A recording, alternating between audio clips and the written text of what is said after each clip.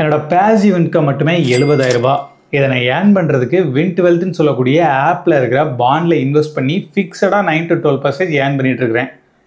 இந்த மாதிரி சொல்லக்கூடிய நிறைய விளம்பரங்களை ரீசன்ட் டைம்ஸில் என்னால் பார்க்க முடிஞ்சுது. அந்த விளம்பரத்தெல்லாம் பார்க்கும்போது பாண்டுனா என்ன, இந்த பாண்டில் இன்வெஸ்ட் பண்ணுறது மூலமாக உண்மையிலே இவங்க சொல்கிற மாதிரியான ரிட்டர்ன்ஸை கொடுத்துட முடியுமா, இந்த Win12 ஆப்பை நம்பலாமா, இந்த ஆப்பை நம்பி இதில் இன்வெஸ்ட் பண்ணுறதா இருந்துச்சுன்னா எந்த மாதிரியான சார்ஜஸ்லாம் பே பண்ண வேண்டியது இருக்குன்னு சொல்லிட்டு எனக்குள்ள நிறைய கேள்விகள் வந்துச்சு. அந்த கேள்வி எல்லாத்துக்குமான பதிலை நான் தேடி தெரிஞ்சுக்கிட்ட வரைக்கும் நான் தெரிஞ்சுக்கிட்ட விஷயங்களை தான் உங்க கூட ஷேர் பண்ணிக்க போகிறேன். இந்த வீடியோவை ஒரு ஃப்ளோவோட கொண்டு போகிறதுக்காக ஃபர்ஸ்ட்டு பாண்டுனா என்ன, அதில் நீங்கள் இன்வெஸ்ட் பண்ணுறதா இருந்துச்சுன்னா எந்த மாதிரியான விஷயங்கள்லாம் பார்க்கணும்னு சொல்லிட்டு பேசிக்ஸை கம்ப்ளீட்டாக கவர் பண்ணிவிட்டு அதுக்கப்புறமா Win12 ஆப்பை பற்றி நான் உங்களுக்கு சொல்ல போகிறேன். உங்களுக்கு ஆல்ரெடி பாண்டுனா என்ன, அதில் இன்வெஸ்ட் பண்ணுறதா இருந்துச்சுன்னா என்னென்ன விஷயங்கள்லாம் பார்க்கணுன்னு தெரியும் அப்படின்னா நீங்கள் தாராளமாக Win12 ஆப்பை பற்றி நான் பேசக்கூடிய டைம் ஸ்டாம்ப்ஸை இங்கே கொடுக்குறேன். அதை கிளிக் பண்ணி நீங்கள் அந்த டைமில் போய் பார்த்துக்கலாம். அந்த வகையில் பாண்டுனா என்னன்னு சொல்லி கேட்டிங்க அப்படின்னா, பாண்ட் அப்படிங்கிறது கடன் பத்திரம். இப்போ நான் உங்ககிட்ட வந்து கடன் கேட்குறேன் அப்படின்னா நீங்கள் அந்த கடனை கொடுக்கும்போதே அந்த கடனோடு சேர்த்து ஒரு பத்திரத்தில் நான் உங்ககிட்ட எவ்வளோ அமௌண்ட்டை கடனாக வாங்கியிருக்கிறேன், அந்த கடனுக்கு நீங்கள் எவ்வளோ வட்டி போட்டிருக்கீங்க, மாதம் நான் எவ்வளோ அமௌண்ட்டை திரும்ப பே பண்ணணும்னு சொல்லிட்டு எல்லா டீட்டெயில்ஸும் எழுதிருப்பீங்கல்ல, அதே மாதிரியான ஒரு ப்ராசஸ் தான் இங்கேயே நடக்கும். பாண்ட் இன்வெஸ்ட்மெண்ட்டை பொறுத்த வரைக்கும் நீங்கள் இண்டிவிஜுவல் பர்சனுக்கு கடன் கொடுக்கறதுக்கு பதிலாக ஒரு கம்பெனிக்கு கடன் கொடுக்குற மாதிரி இருக்கும். அந்த கம்பெனியோட ஃபியூச்சர் பிளானுக்காகவோ இல்லை அப்கமிங் டெவலப்மெண்ட்ஸ்க்காகவோ அவங்களுக்கு தேவைப்படக்கூடிய காசை நம்மக்கிட்ட கடனாக கேட்பாங்க. அப்படி கேட்கும்போதே எங்களுக்கு இவ்வளோ அமௌண்ட்டு தேவைப்படுது, அந்த அமௌண்ட்டை கொடுத்தீங்க அப்படின்னா அதுக்கு வட்டியாக இவ்வளோ அமௌண்ட்டை நாங்கள் கொடுத்துருவோம் அப்படிங்கிற மாதிரிலாம் சொல்லுவாங்க. அந்த டீல் உங்களுக்கு ஓகே அப்படின்னா நீங்கள் அந்த பாண்டில் இன்வெஸ்ட் பண்ணுறது மூலமாக அவங்க சொல்லக்கூடிய இன்ட்ரெஸ்ட் உங்களுக்கு மாதம் கிடைக்கும். அது கூடவே ஃபைனலாக அந்த கடன் காலம் முடிஞ்சதுக்கு அப்புறமா நீங்கள் கொடுத்த உங்களோட அசல் தொகையும் திரும்ப வந்துடும். கம்பெனிக்கே கடன் கொடுக்குறதா இருந்தால் லட்சக்கணக்கில் கேட்பாங்களேப்பா, இதில் இன்வெஸ்ட் பண்ணுறதா இருந்துச்சுன்னா அமௌண்ட் நிறைய தேவைப்படுமேன்னு சொல்லிட்டு நீங்கள் எப்படி யோசிக்கிறீங்களோ அதே மாதிரி தான் நானும் யோசித்தேன். உண்மையிலே இதில் இன்வெஸ்ட் பண்ணுறதுக்கு நிறையவே அமௌண்ட் தேவைப்படுச்சு, அது எல்லாமே முன்னால். ஆனால் இப்போ அதோட லிமிட்டை ரொம்பவே கம்மி பண்ணிட்டாங்க. உங்களால் மினிமம் 1000 ரூபீஸில் இருந்தே இந்த பாண்ட்ஸில் இன்வெஸ்ட் பண்ணிக்க முடியும். இந்த மாதிரி 1000 ரூபாய் 2000 ரூபாய் 3000 ரூபான்னு சொல்லிட்டு மல்டிபிள் ஆஃப் தௌசண்ட்ஸில் எவ்வளோ வேணால் இந்த பாண்டில் உங்களால் இன்வெஸ்ட் பண்ணிக்க முடியும். இப்போ நான் உங்ககிட்ட வந்து கடன் கேட்குறேன்னு வச்சுப்போம். இவன் இதுக்கு முன்னாடி ஏதாச்சும் கடன் வாங்கியிருக்கிறானா, அப்படி வாங்கின கடனை திரும்ப கரெக்டாக கட்டியிருக்கானா, எந்த வருமானத்தை வச்சு இப்போ நம்ம இவனுக்கு கடன் கொடுத்தோம் அப்படின்னா அதை திரும்ப கட்டுவோம் அப்படிங்கிற எல்லாத்தையும் நீங்கள் யோசிப்பீங்கல்ல. இதே நம்ம பேங்க்ஸ் NBFCலாம் போய் கடன் கேட்டோம் அப்படின்னா அவங்க நம்மளோட சிபில் ஸ்கோரை செக் பண்ணுவாங்க. அப்போ நம்ம கடன் கொடுக்கக்கூடிய கம்பெனியை கம்ப்ளீட்டாக செக் பண்ணணும்ல.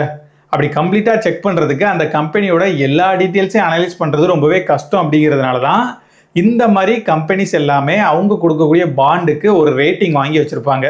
இந்த ரேட்டிங்கில் AAA அப்படிங்கிறது இருக்கிறதுலே ஹையஸ்ட் ரேட்டிங், D அப்படிங்கிறது இருக்கிறதுலே லோயஸ்ட் ரேட்டிங். நீங்கள் எந்த அளவுக்கு ஹையஸ்ட் ரேட்டிங் இருக்கக்கூடிய பாண்டில் இன்வெஸ்ட் பண்ணுறீங்களோ அந்த அளவுக்கு உங்களோட பணமும் பாதுகாப்பாக இருக்கும். அந்த கம்பெனி அவ்வளோ சீக்கிரமாக திவால் ஆகாது, ஃப்ராட் பண்ணிட்டு ஏமாற்றிட்டு போகாது. ஆனால் அதே சமயம் நீங்கள் ரேட்டிங் கம்மியாக இருக்கக்கூடிய பாண்டில் இன்வெஸ்ட் பண்ணுறதா இருந்துச்சுன்னா உங்களோட பணம் திரும்ப வராமல் போகிறதுக்கு கூட சான்சஸ் இருக்குது. நீங்கள் எந்த அளவுக்கு ரிஸ்க் எடுக்கிறீங்களோ அந்த அளவுக்கு உங்களுக்கு கிடைக்கக்கூடிய ரிட்டர்ன்ஸும் அதிகமாக இருக்கும். நீங்கள் ரிஸ்கே இல்லாமல் டாப் ரேட்டடில் இருக்கக்கூடிய பாண்ட்ஸில் இன்வெஸ்ட் பண்ணுறதா இருந்துச்சுன்னா உங்களுக்கு அங்கே ரிட்டர்ன்ஸ் கம்மியாக தான் கிடைக்கும். இந்த ரேட்டிங்கையுமே செபி ரெகுலேட் பண்ணக்கூடிய ஏஜென்சிஸ் தான் ப்ரொவைட் பண்ணுறதுனால இதை ஓரளவுக்கு நீங்கள் நம்பலாம். ஆனால் இதை மட்டுமே நம்பி எந்த கம்பெனியோட பாண்ட்லேயும் பிளைண்டாக இன்வெஸ்ட் பண்ணிடாதீங்க. என்னதான் நான் என்னோட லோன் எல்லாத்தையுமே ஆன் டைமில் பே பண்ணி சிபில் ஸ்கோரையும் ஹையாகவே வச்சுருந்தாலும் நான் ஏதாச்சும் ஒரு விஷயத்த அடமானமாக கொடுத்து அது மூலமாக கடன் கேட்டேன் அப்படின்னா நீங்கள் ஒரு நம்பிக்கையாக கடன் கொடுக்கறதுக்கு வசதியாக இருக்கும். அதே மாதிரி தான் இங்கேயும் 2 டைப் ஆஃப் பாண்ட்ஸ் இருக்குது, secured bonds and unsecured bonds. Secure பாண்ட்ஸை பொறுத்த வரைக்கும் அவங்க அடமானமாக ஏதாச்சும் ஒரு விஷயத்த வச்சு அது மூலமாக உங்ககிட்ட கடன் கேட்பாங்க. அன்செக்யூர்ட் பாண்ட்ஸை பொறுத்த வரைக்கும் அங்கே அடமானமாக எந்த ஒரு விஷயமும் இருக்காது.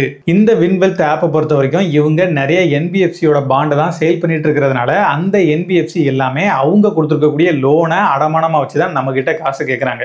இப்போ பஜாஜோ ஸ்ரீராமோ ஒரு 1000 பேருக்கு கடன் கொடுத்துருக்காங்க அப்படின்னா நாங்கள் இந்த மாதிரி ஒரு 1000 பேருக்கு கடன் கொடுத்துருக்கோம், அதுலேருந்து எங்களுக்கு இவ்வளோ இன்கம் வந்துட்டு இருக்கு, இந்த இன்கம்மை வச்சு நீங்கள் கொடுக்கக்கூடிய உங்களோட கடனை நாங்கள் கொடுத்துருவோம் அப்படின்னு சொல்லி நம்மக்கிட்ட கடன் கேட்பாங்க. அவங்க அப்படி கேட்குறதுலாம் பிரச்சனை இல்லை. ஆனால் அவங்க கொடுத்துருக்கக்கூடிய லோனோட டைப்பை பொறுத்து நமக்கு ஒரு சில பிரச்சனைகள்லாம் இருக்குது. இப்போ அவங்க கொடுத்துருக்கக்கூடிய loan gold loan, vehicle loan, house loan இந்த மாதிரிலாம் இருந்துச்சுன்னா இன்கேஸ் கஸ்டமர் திரும்ப அவங்களுக்கு பே பண்ணாமல் போனால் கூட அவங்க அடமானமாக வச்சுருக்கக்கூடிய பொருளை மீட்டாச்சும் நமக்கு அமௌண்ட்டை கொடுத்துருவாங்க. ஆனால் அதுவே அவங்க பர்சனல் லோன்லாம் வாங்குறாங்க அப்படின்னா அப்போ அடமானமாக இவங்களே எந்த பொருளும் வாங்கியிருக்க மாட்டாங்க. அப்படி இருக்கும்போது கஸ்டமர் திரும்ப பே பண்ணல அப்படின்னா பாண்டில் இன்வெஸ்ட் பண்ணியிருக்கக்கூடிய நம்மளும் சேர்ந்து அடி வாங்குவோம். இந்த Win12 ஆப்பை பொறுத்த வரைக்கும் இவங்க கிட்ட நிறைய விதமான கவர்மெண்ட் அண்ட் கார்பரேட் பாண்ட்ஸ் எல்லாமே அவைலபிளாக இருக்குது. இந்த பாண்ட்ஸில் நீங்கள் இன்வெஸ்ட் பண்ணிக்கிறதுக்கான ஒரு புரோக்கராக தான் இவங்க இருக்கிறாங்க. புரோக்கர்னா சார்ஜஸ் உண்டா அப்படின்னு சொல்லி கேட்டிங்கன்னா, இவங்க இப்போ வரைக்கும் நம்மக்கிட்ட இருந்து எந்த ஒரு அமௌண்ட்டையும் சார்ஜஸாக வாங்குறது இல்லை. அப்புறம் எப்படி இவங்க பணம் சம்பாதிக்கிறாங்க அப்படின்னு சொல்லி கேட்டிங்கன்னா, இந்த ஆப்பில் இருக்கக்கூடிய ஒவ்வொரு பாண்டையும் இவங்க பல்காக வாங்கிட்டு அதை நமக்கு சேல் பண்ணும்போது அது மூலமாக நமக்கு கிடைக்கக்கூடிய ரிட்டர்ன்ஸில் ஒரு குறிப்பிட்ட பர்சன்டேஜை லெஸ் பண்ணி நம்மகிட்ட சேல் பண்ணிட்டு போயிடுவாங்க. இது மட்டும் இல்லாமல் இன்னும் ஒரு சில வழிகளில் அந்த கம்பெனிகிட்ட இருந்து இவங்க பணம் வாங்கி அது மூலமாக சம்பாதிக்கிறாங்களே தவிர நம்மகிட்ட இருந்து அக்கௌண்ட் ஓப்பன் பண்ணுறதா இருக்கட்டும், அதை மெயின்டைன் பண்ணுறதா இருக்கட்டும், எந்த ஒரு விஷயத்துக்கும் சார்ஜ் பண்ணுறது இல்லை. இந்த ஆப் சேஃபான ஒரு ஆப்பா அப்படின்னு சொல்லி கேட்டிங்கன்னா, இது செபி ரெகுலேட்டடான ஆப் அப்படிங்கிறதுனால செபியோட கைட்லைன்ஸ் எல்லாத்தையும் ஃபாலோ பண்ணி தான் இப்போ வரைக்கும் இந்த ஆப் ஆப்ரேட் ஆகிட்டு இருக்கு. ஆனால் நீங்கள் பாண்டில் இன்வெஸ்ட் பண்ணியிருக்கக்கூடிய கம்பெனி திவாலாச்சு அப்படின்னா, நாங்கள் பாண்டு மட்டும் தாங்க சேல் பண்ணோம், நாங்கள் புரோக்கர் தாங்க, உங்களோட காசை எப்படி வசூல் பண்ணணுமோ அதை வசூல் பண்ணிக்கோங்கன்னு சொல்லிட்டு இவங்க கிளம்பிடுவாங்க. இந்த மாதிரி இது வரைக்கும் நடந்ததே இல்லை. ஆனால் இந்த மாதிரி நடந்துச்சுன்னா இதுதான் நடக்கும் அப்படிங்கிறத நீங்கள் ஞாபகம் வச்சுக்கோங்க. நீங்கள் இந்த ஆப்பை யூஸ் பண்ணி வாங்கக்கூடிய பாண்டை எப்போ வேணால் இந்த ஆப்லேயே விற்றுக்கலாம். அப்படி நீங்கள் விற்க ட்ரை பண்ணும்போது யாராச்சும் அதை வாங்குறதுக்கு ரெடியாக இருந்தாங்கன்னா 2 நாளைக்குள்ள அதை விற்று கொடுத்துருவாங்க. அப்படி யாருமே வாங்க ரெடி ஆகலை அப்படின்னா புதுசாக யாராச்சும் வந்து இந்த பாண்டை வாங்குற வரைக்கும் நீங்கள் வெயிட் பண்ணி தான் ஆகணும்.